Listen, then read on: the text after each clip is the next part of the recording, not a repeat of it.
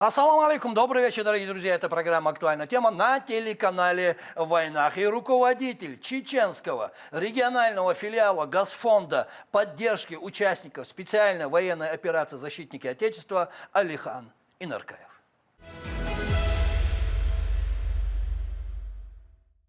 Маршал Алихан, мы с вами встречались 3 месяца назад, после открытия нашего филиала.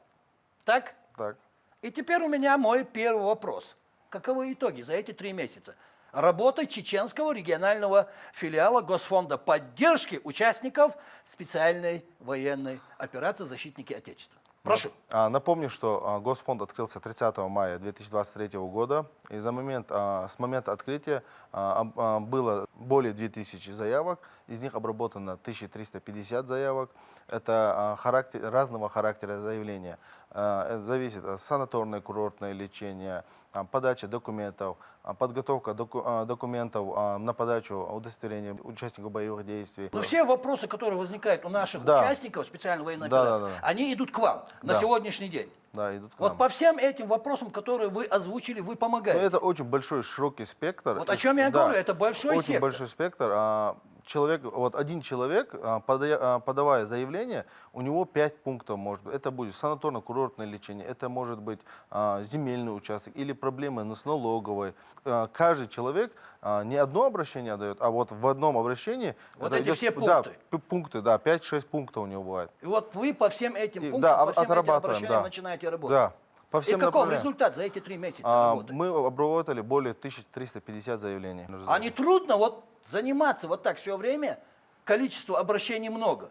И, как я понял, они увеличиваются. Ну, это наша задача, мы должны это все выполнять. Но я понимаю, что задача. Но насколько это сложно или легко делать? Нет, помогать? Это вот начало, поэтому это всегда трудно. Начало это... в некоторых моментах недопонимания. Например, сейчас у нас в данный момент в некоторых военных частях письмо ты не можешь направить в военную часть. Почему? Например, потому что у них почты нету. По защищенной связи только работают. У них ящик, да, мы пишем письмо. Слава богу, нам военкомат очень помогает в этом. Умахаджиев Руслан, руководитель военкомата. Мы к ним относим, они по защищенной связи отправляют части, и оттуда уже ответное письмо мы получаем, прикрепляем к делу и человеку доносим. Вот. Почему именно вот так посчитали, а не как он думает? А конкретно. Сколько координаторов, так называется, да, координаторы, социальные координаторы, обрабатывают обращения от участников СВО? И всегда ли используют те форматы поддержки военнослужащих, их семей, которые должны помогать обратившимся? У нас 40 координаторов, они все обрабатывают заявление. Вот они получают заявление и обрабатывают. У нас еще есть выездная работа, стоит план по 4 человека. Они выезжают, принимают заявление, и уже маломобильных людей очень много. И поэтому у нас задача стоит, чтобы всех обхватить, всех участников СВО, поэтому мы решили, чтобы они выезжали в дальние населенные пункты, чтобы они не остались, так скажем, без внимания эти люди. Но, конечно, за короткий момент всех охватить невозможно, это понятно. Поэтому поэтапно идем к этому. А это ваша обязанность выезжать? Так скажем, мы их не можем просто так бросить, этих людей. А какой формат работы вы используют ваши координаторы? Они выезжают на места, у них все документы на руках, имеется в виду, мы не можем просто пойти, взять документы, они подписывают соглашение о защите, обработке персональных данных. После этого берутся документы, данные этого человека, потом, как данные они возьмут, приезжают на работу, заносят это в компьютер, чтобы я видел это все, заявление, и под контролем заместителя и меня уже работа ведется. После завершения они ставят галочку, и мы видим, что эта работа завершена. Ваше утверждение нужно? Да. Это обязательно? Да.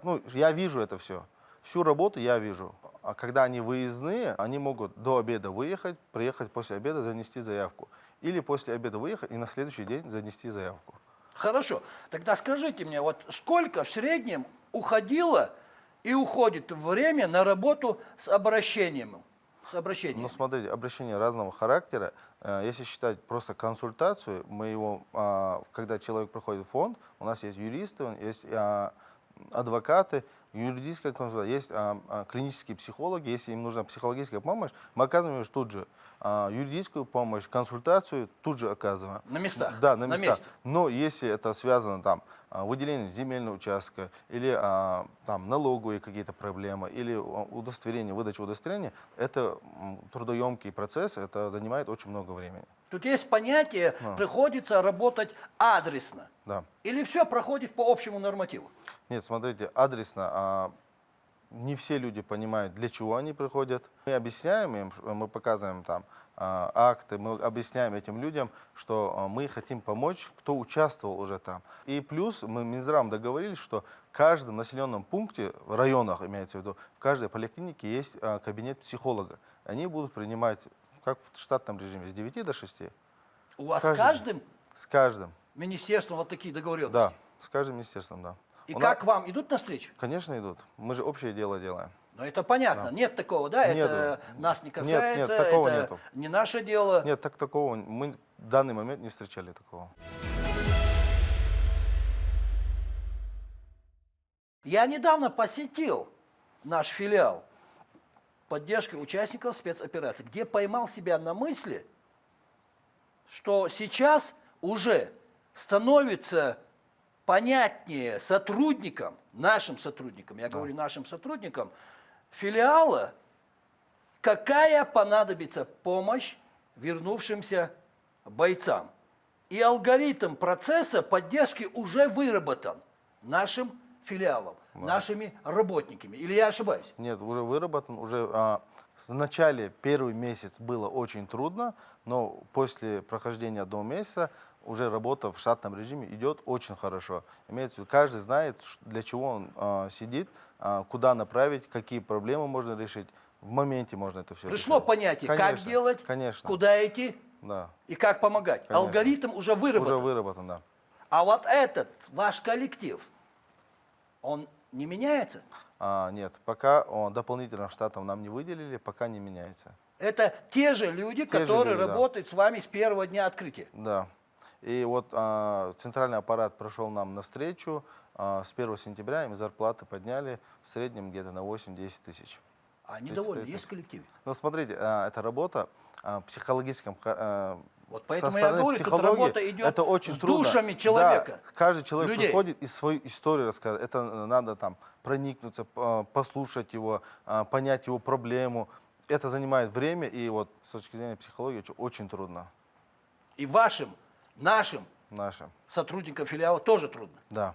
А как они проходят свою психологическую подготовку? Ну, смотрите, мы неделю или 2 недели один раз собираем весь коллектив после работы, приглашаем психолога. А работа проводится? Конечно, проводится. Сотрудникам филиала тоже проводится данная работа. Да, Мне это нравится. после рабочего времени. Мне это нравится, хороший подход. И тут у меня еще один вопрос, Алихан, а семьи погибших? Вот какой они окружены заботой филиала? Я скажу так, чем им помогает филиал? Вот смотрите, вот семьи погибших сотрудников, если у кого-нибудь из них, так скажем, ну, большинство случаев, они давным-давно уже подали, но вот сейчас текущие люди, которые не подали документы на улучшение жилищных условий или погашение ЖКХ, они к нам приходят, мы им помогаем оформлять документы. Но для этого нужно удостоверение участника боевых действий. Ну а если его нету? Вот его нету, мы помогаем его быстро сделать. Если даже сотрудник, военнослужащий погиб, Но его удостоверения нету, а после получения удостоверения начинается его льгота. но вы все равно помогаете получить Конечно, помогаем. удостоверение участника. Участник СВО, специальной военной операции. А вот без этого удостоверения никак помочь вы не можете. Ну, помочь мы-то их не бросаем, мы помогаем. Ну, это понятно. Да, но у них будет, например, на руках приказ, что он там работал в этой части. Но касающиеся других документов, например, пенсионный фонд, если они документы подают, без удостоверения они не могут подать. Потому что это федеральное, и надо обосновать, вот почему ему эти льготы. А остальные льготы, региональные, вот глава Рамзан Ахматович нам дал поручение, чтобы мы делали для них все, что возможно, региональное. Получается да, делать? конечно, получается. Проблем не возникает Благодаря Рамзану никаких? Ахматовичу никаких проблем не возникает. На данный момент ничего нету. Вот идем, любое министерство всегда встречает, очень хорошо помогает нам в любых вопросах.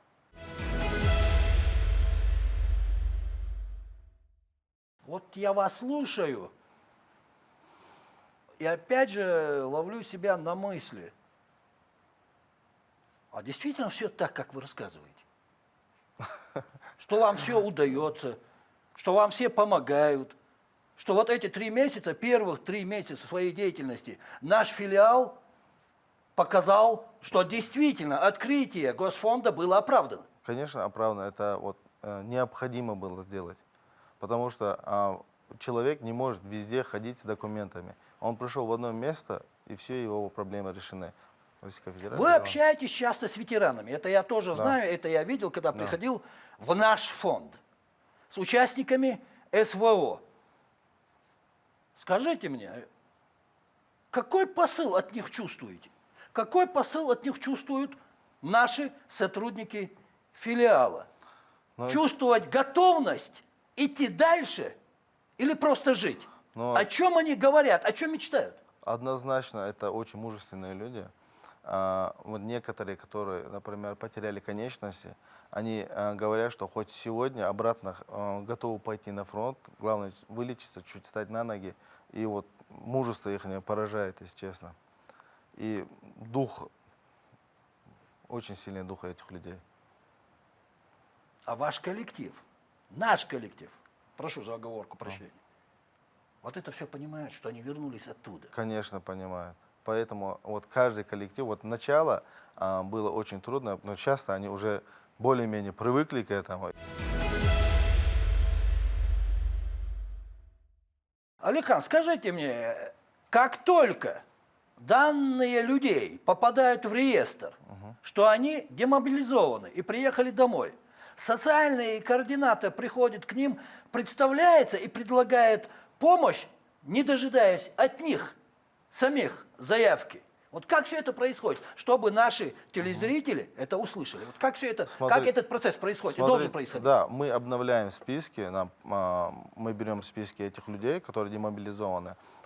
Мы приезжаем, ну, то, что я вам ранее рассказывал, адресная помощь, вот этих людей. Но сейчас в приоритете погибшие сотрудники, их вдовы, потому что у них некоторых бывают очень трудные ситуации, там, связанные с налогами, с ЖКХ, не успели подать документы, дома, допустим, кредиты. Вот сейчас мы планируем начать работу со стороны погашения кредитов, задолженностей. Например, есть люди, но эти кредиты должны быть взяты до начала СВО этих людей, ну, чтобы была конкретика. Там, сейчас взял, ушел, там, приехал, Все чтобы правильно, этого не было. А обычный участник, допустим, если у него кредит, на момент того, что он находится в зоне боевых действий, ему замораживают эти деньги, не начисляют проценты. А если человек, военнослужащий, приехал из зоны СВО, и он не введен в реестр? Такого не может быть, потому что они подписывают контракт с Минобороны, и они фиксируются у нас. Есть штаб в парламенте дополнительный, есть военкомат. Мы берем оттуда и оттуда списки, смотрим. Допустим, не может быть такого, чтобы человек пропал из этого списка. Они должны прийти, допустим, если он мобильный и не хочет ждать, например, он может прийти сразу же за услугой какой-то, если там необходимость есть какая-то. То есть любому участнику специальной военной операции, который оттуда вернулся, демобилизован, ранен, да, или контракт закончился, в любом случае не надо стесняться прийти, представиться, себя показать и сказать, что он вот он. Да, и если ему нужна, например, психологическая помощь, пусть подойдут, там психологи у нас сидят. Вот мы сегодня с вами второй раз встретились, чтобы это донести до наших телезрителей и чтобы вы рассказали о первых итогах. Кстати, более еще того, один вопрос, прошу. отвечу. И плюс хотел бы донести до телезрителей, что в каждом районе, допустим, мы сейчас охватили этот Гудермесский район, это Аргун, Шали и Грозненский, весь район во всех объектах, наших социальных координатов, социальных объектов везде есть. Плюс в пенсионных фондах есть отдельные окошки, именно принимают документы вдов, там, семьи погибших участников, разницы нету. Связаны с СВО люди, они могут подойти в отдельное окно, без очереди подать любые документы. Очень хорошая новость, и я надеюсь, что нас сейчас слышат. Смотрите, накануне глава Фонда защитника Отечества Анна Цивилева проверяла работу филиала Чеченской Республики и отметила, что Чеченская Республика демонстрирует успешный пример оперативного и качественного оказания поддержки ветеранов специальной военной операции. Я даже зачитал. Вот как вы заметили. Вот, да. По ее словам, как она отмечает, такой подход позволяет подопечным фонда и родственникам погибших чувствовать уважение, заботу и внимание со стороны общества и государства. Согласны с этим Согласен. заявлением? Согласен. Есть что добавить? В принципе, нет, она все там сказала. Да, но она вас похвалила, а такая похвала, скажу по-простому, она дорого стоит. Да.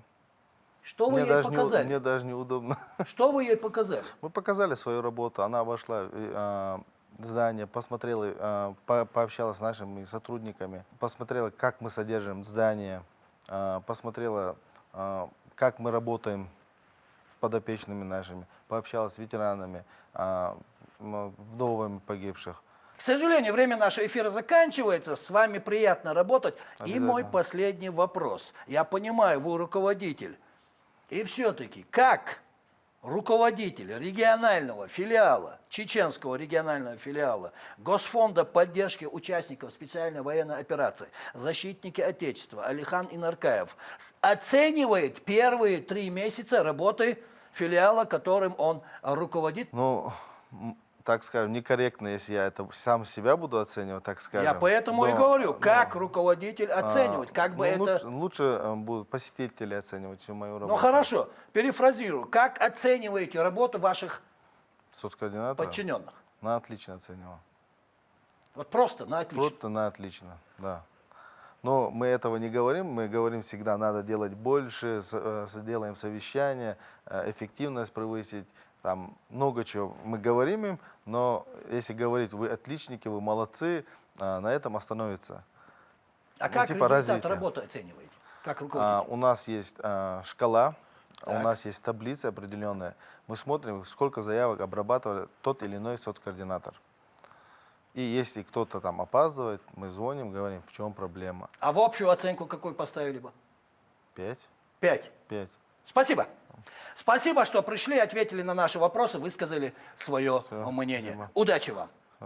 ДРС Хулхайкана. А на сегодня это все, дорогие друзья. Это была программа «Актуальная тема» на телеканале «Войнах». И руководитель чеченского регионального филиала Госфонда поддержки участников специальной военной операции «Защитники Отечества» Алихан Инаркаев. И напоследок, дорогие друзья, не болейте, будьте здоровы.